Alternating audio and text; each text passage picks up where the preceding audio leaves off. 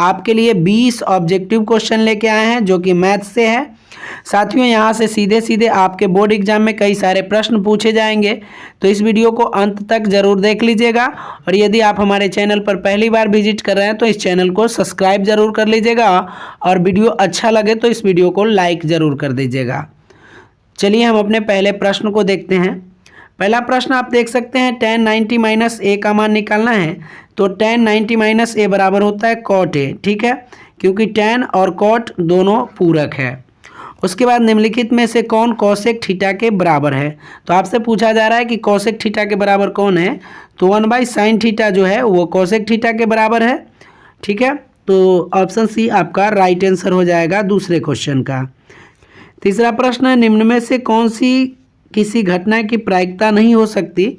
तो देखिए किसी भी घटना की प्रायिकता 0 से लेके 1 तक हो सकता है। मैक्सिमम आपका 1 होगा और जो मिनिमम होगा आपका 0 होगा। तो इसमें आप देख सकते हैं 3.5 जो है आपका मैक्सिमम 1 से भी बाहर है, तो ये जो है आपका गलत आंसर है। यानी किसी भी घटना की प्रायिकता 3.5 तो हो ही नहीं सकता। तो इसलिए आपका ये ऑप्शन ए जो है राइट आंसर यहाँ के लिए हो जाएगा। उसके बाद चौथे प्रश्न को देखते हैं। तो चौथा प्रश्न में कहता है कि दो समरूप त्रिभुजों के क्षेत्रफल का अनुपात 64:121 है, तो इनके संगत भुजाओं का अनुपात होगा। तो देखिए जब भी आपको ऐसा क्वेश्चन आए तो क्षेत्रफल दिया हो तो आप संगत भुजाओं का अनुपात उसका वर्गमूल करके निकाल सकते हैं। 8 × 64 और 11 11 121, यानी 8:11 होगा। और यदि इसी में आपको भुजा दिया हो और क्षेत्रफल का अनुपात पूछे तो स्क्वायर कर दीजिएगा।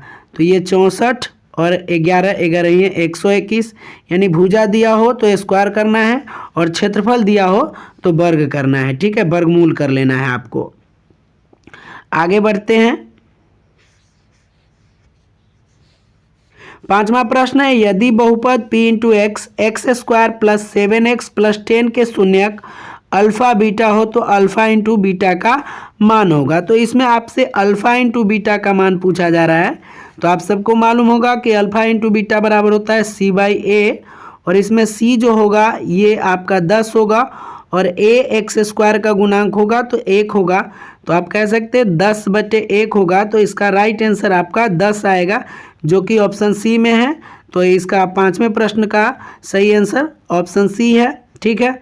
छठे प्रश्न को देखते हैं। छठा प्रश्न है, cos π/3 है। तो cos π/3 को आप लिख सकते हैं cos 180 डिग्री और /3 इसको काटिएगा तो 60 दिए 180, तो cos 60 डिग्री आपका यहाँ से आ गया। और cos 60 का मान जो होता है 1/2 होता है। तो ऑप्शन ए आपका राइट आंसर होगा। आगे बढ़ते हैं, अगले प्रश्न को देखते हैं। हमारा अगला प्रश्न है कि बहुपद YQ -2y² -√3y + 1/2 का घात। अब घात जो होता है सबसे मैक्सिमम पावर जो होता है वही आपका घात होता है। तो इसमें आप देख सकते हैं y पर पावर 3 है, तो 3 इस बहुपद का घात होगा, जो कि ऑप्शन सी में है। उसके बाद आठवां प्रश्न आपसे पूछा जा रहा है कि किसी बाह्य बिंदु से एक वृत्त पर कितनी स्पर्श रेखा खींची जा सकती है। तो जैसे हम एक वृत्त बनाते हैं और इसके बाहर एक बिंदु ले लेते हैं, तो इस पर से हम कितने स्पर्श रेखा खींच सकते हैं। तो मात्र 2 स्पर्श रेखा खींची जा सकती है, जो कि ऑप्शन बी में है। तो आपका ऑप्शन बी राइट आंसर होगा। नौवां प्रश्न है, निम्नांकित में से कौन बहुपद नहीं है। इसमें से आपको बहुपद नहीं पहचानना है। तो ये ऑप्शन ए जो है आपका बहुपद है, लेकिन ऑप्शन बी जो है ये बहुपद नहीं है। इसको यदि आप सॉल्व करोगे तो x का गुणांक जो है x का पावर -1 होगा। तो जब -1 पावर होगा तो ये बहुपद नहीं होगा। तो इसलिए ऑप्शन बी आपका यहाँ के लिए राइट आंसर होगा। उसके बाद 10वां प्रश्न है कि संचयी बारंबारता वक्र कहलाती है। तो संचयी बारंबारता वक्र द्वारा आप लोगों ने माध्यिका ज्ञात किया होगा, तो ये त्वरण कहलाती है। त्वरण द्वारा आप लोगों ने माध्यिका ज्ञात किया होगा, तो इसका राइट आंसर त्वरण होगा। उसके बाद 11वां प्रश्न देख लीजिए। 11वें प्रश्न में कहता है कि r त्रिज्या वाले अर्धवृत्त की परिमिति होती है। यानी मान लीजिए त्रिज्या r है, किसी अर्धवृत्त की परिमिति निकालना है। तो वृत्त की परिमाप जो होता है 2πr होता है। तो अर्धवृत्त है तो 2 से काटिएगा तो ये वाला जो है आपका, ये वाला पार्ट घुमा हुआ तो ये तो पाई आर आ गया, ठीक है, ये वाला पार्ट पाई आर। और इसमें अर्धवृत्त जब हम बनाते हैं तो इस तरह से ये जो है व्यास आपका जुड़ जाता है ये वाला, तो इधर का आर इधर का आर, तो दोनों आर को जोड़िएगा तो 2r हो जाएगा, यानी हम कह सकते हैं पाई आर प्लस 2r होगा, जो कि ऑप्शन सी में है। तो आपका ऑप्शन सी राइट आंसर होगा, ठीक है। आगे बढ़िए, अगला प्रश्न को देखिए। 12वां प्रश्न है। 12वें प्रश्न में देख सकते हैं त्रिभुज ABC में AB बराबर 6√3 सेमी, AC बराबर 12 सेमी, BC बराबर 6 सेमी, तो कोण B होगा। तो देखिए इसको जांचने का सबसे एक ही तरीका है कि AB का स्क्वायर कीजिएगा तो 6 36 और √3 के 3 हो जाएगा, इसको गुना कीजिएगा 36 × 108। 12 का स्क्वायर कीजिएगा तो 12 बरही है 144। उसके बाद BC है, BC का स्क्वायर कीजिएगा तो 6 36। अब देख लीजिए आप, दो भुजा का वर्ग जो है तीसरे भुजा के बराबर है, तो कहने का मतलब कि ये त्रिभुज जो होगा समकोण त्रिभुज होगा, और जब समकोण त्रिभुज होगा तो इसके कोण B का मान जो होगा वो 90 डिग्री होगा। तो ऑप्शन ए आपका राइट आंसर है। उसके बाद 13वां प्रश्न है कि एक पासे को उछालने पर 3 से बड़ी संख्या आने की प्रायिकता क्या होगी। एक पासे को उछाला जाता है तो एक पासा को उछालने पर संख्या 1 आ सकता है, 2 आ सकता है, 3 आ सकता है, 4 आ सकता है, 5 आ सकता है और 6 आ सकता है। तो 3 से बड़ी कह रहा है तो 3 से बड़ी देखिए 4 5 6 है, तो टोटल संख्या 3 से बड़ी 3 है, और कुल संख्या यहाँ पर कितने हैं 6 है, तो 3/6 कीजिएगा, काटिएगा तो 1/2 आपका आंसर आ जाएगा, ऑप्शन ए में है, ठीक है। उसके बाद कहता है दो क्रमिक सम संख्याओं का महत्तम समापवर्तक।